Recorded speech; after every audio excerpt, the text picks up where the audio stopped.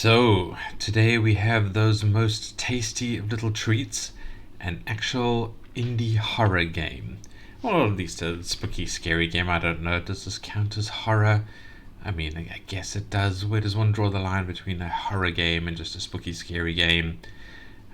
Who knows? Who really understands? This is the Exhibit of Sorrows, and it is by A Day of Joy, which is a really, really good name for like a development house, especially an indie dev house. A Day of Joy. So we're going to jump in. We're going to have a look at some of the gameplay because I do not want to cause any spoilers. And then a little bit of critique because why not? Let's just hit the begin and let's have a look at things. It's a really good begin sequence. I love that wibbly wobbly stuff. Right, so we have entered one of those kind of like a clown house. I don't know what you would call it, where you walk in and just look at the fun house of sorts, I suppose. Look at clown related exhibits. A little character that pops through there.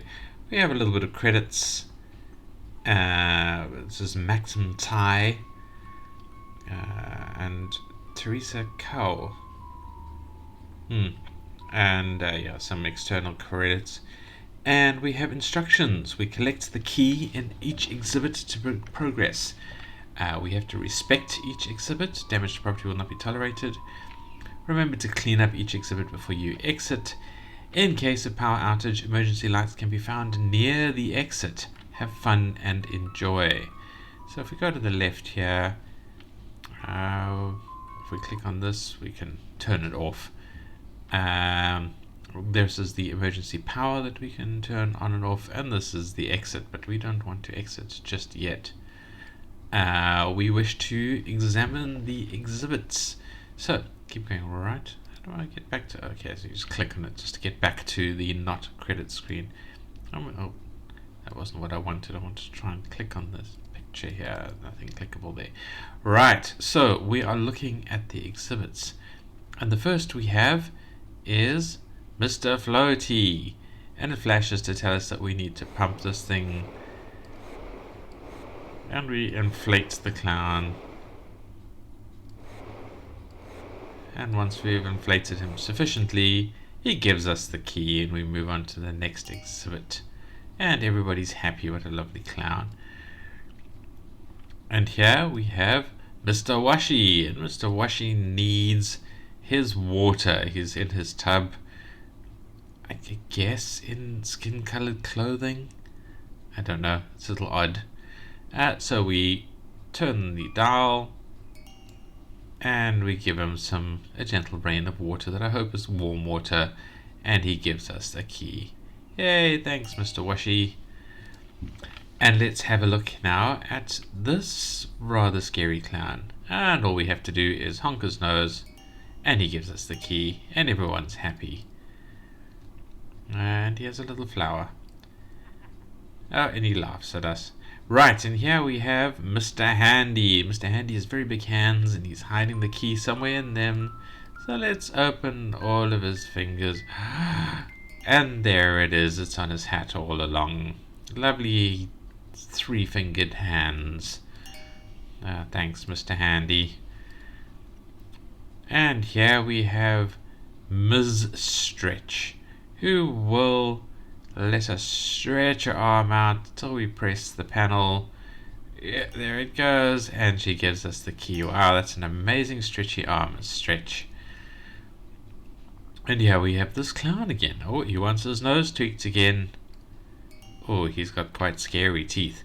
Alright, well thank you, Mr. Clown. Lovely to see your smile. And here we have Mr. Jack in the Box. I don't know if it's Mr. or just Jack in the Box. And we need to turn his Jack in the Box, and it plays the classic tune, and bye-bye, he pops out. What a lovely Jack in the Box. Thanks, Mr. Jack in the Box. Mr. Jack. Oh, and here's the scary clown. He's getting real close now with his scary teeth, but that's fine. We'll tweak his nose. And he gives us... Oh, where did the key go, Mr. Clown? Can we tweak your nose again? Ooh, now the key's red. Why is that? What? And Mr. Clown jump scares us. And then we go back and we have to clean the exhibits up. Let's wind them down. Do we have to turn it the other way? And he goes back into his box and the room has been cleared up. We have some nice art there. And here we have Miss Stretch. Let's relieve her arm of its stretchiness. No, she didn't have that art before. And someone grabbed her arm. What is the furthest she could reach?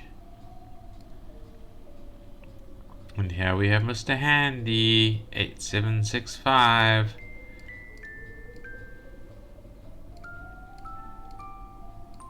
And we've cleaned him up. And here we have Mr. Washi. Just a gentle rinse. Let's turn the water off now.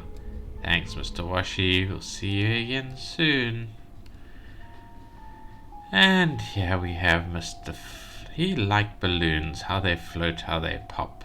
Are those pictures looking strange there for a moment? I think they were. And we deflate him, and the room cleared up, and he's sitting and relaxing after his little show. And we're back. Oh, somebody took all the pictures. That's real weird. What do the credits say now? Okay, they haven't changed. And the instructions haven't changed either, so they just tell us where to go. And we go here.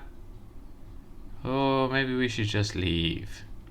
Turn on the lights first. Okay. Oh, the lights are on. Now we should go. Nope, no leaving for us. And that's where I'm going to leave it. And as you might imagine, you need to go and look at the exhibits, and they're a little less fun and entertaining to go through. The link will be in the description. I do suggest you come and play this. There's not much longer left in the game. It is a short experience, but a fun one. Link is in the description. So now we are going to talk about the game. Let us step here and let us. Oh, instructions have gone a little strange. Alright, now it's telling us we really need to move on. But we don't have any quality of life or sound controls. There's no UI at all, really. It doesn't say it's a Game Jam game, but it does feel like a really good quality one. So I don't know. I mean, my critique there is obviously, where are your quality of life sound controls? How can I turn the music off and leave the sound effects and blah blah blah. There's obviously no sort of tutorial, but I don't suppose there really needs to be one. I mean, the game is about figuring out what you need to do, and other than that, it's just click on the arrows. I think it gives you some advice with that instructions page. Yeah, I think that is enough of a tutorial, so I wouldn't really recommend working too much harder on that.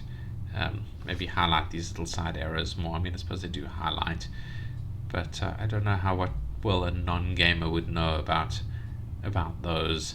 Yeah, I think it's fun. Sounds are very, very good, especially at this part of the game. I love creepy noises. Games are made by their sounds, so yeah, I think they're fine. I would suggest continuing to put a little bit of fine-tuning on them if the game is still being fine-tuned. Otherwise, I like the sound effect. I think it's good.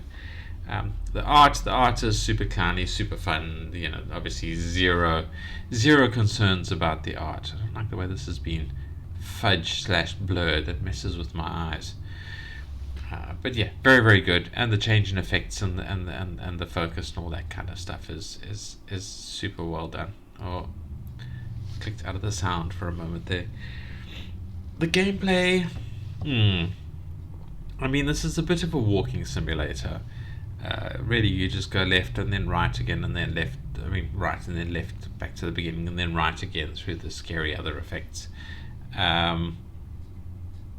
There's no choices or anything like that in the game. It would be interesting to see a more expanded gameplay around the idea of a sort of a haunted haunted fun house, I suppose you would call this. What did the game designer call it himself? Okay, just a circus themed exhibit. Explore and enjoy and do not upset the clown. Well, there wasn't really a choice for what to do with the clown. So yeah, I don't know. It wasn't like a choice-based game. It was just an experience to step through. I would love these devs to make more of a gameplay experience. Can we have a look at some of the other stuff that they've created? Diner in the Storm, Spell Wheel. Yeah, I would like to try their other games out. I think I'll go and give them a go and just see what kind of experience they offer. But I would like to see a deeper, more adventurous roleplay by these devs, because the detail is exquisite. The game design is very, very, very good, very smooth. I want a more interactive game where you have choices and not just something that you need to do to go through to the end of the storyline. And likewise, the kind of immersion elements here. Who is this? What is this spooky exhibit? Why is there a terrifying haunted clown here? What is the storyline behind it? I don't know how it turns to storyline. I suppose it'd be that kind of classic thing where we start in our apartment and we've just been hired to work on these exhibits, and it starts off being nice, but as we work on it, it becomes creepy, and then we have to solve each exhibit each day, and that's how we work through to the end of the story. I don't know, something along those lines. So that might be fun. But yeah, as it stands, as this experience is presented as it is very, very good, and I do recommend it. I hope you guys come and play it and come and give the devs some love. But I would like to see it fleshed out with this kind of detailing and this kind of awareness of experience tropes, I suppose, into a full-fledged game. And that's what I'm hoping for. But thank you, A Day of Joy, for Exhibit of Sorrows, and thank you to all of you who have been watching this. I hope this has been an interesting video and a little bit of interesting fun and entertainment for you, and I do hope you come and play the game and give the devs some attention. And as always, click that like button if you like this video. Leave me a comment, whether you liked it or not. Just tell me how you feel. And hit subscribe if you want to see more videos about indie games. And goodbye.